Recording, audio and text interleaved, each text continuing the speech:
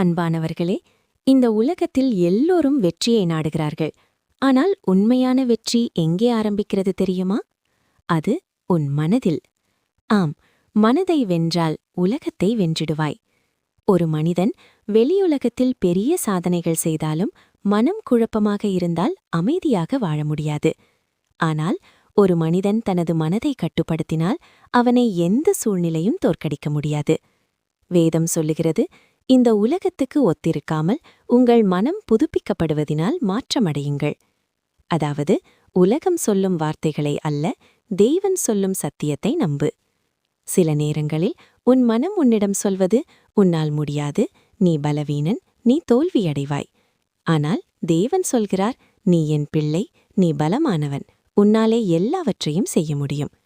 அன்பானவர்களே, இது ஒரு போராட்டம், வெளியில் அல்ல, உன் உள்ளத்தில் நடக்கும் போராட்டம்.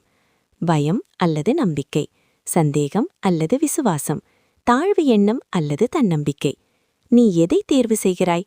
இன்று ஒரு முடிவெடு. உன் மனதைக் காக்க உன் சிந்தனையை மாற்ற. நல்லதை நினை, நம்பிக்கையுடன் நினை, தேவனை நினை. நீ உன் மனதை வென்றால் உன் வாழ்க்கை மாறும். நீ உன் மனதை வென்றால் சவால்கள் சிறியதாகிவிடும். நீ உன் மனதை வென்றால் உலகம் உன் கையில் இருக்கும். மனதை வென்றால் உலகம் வென்றிடுவாய்.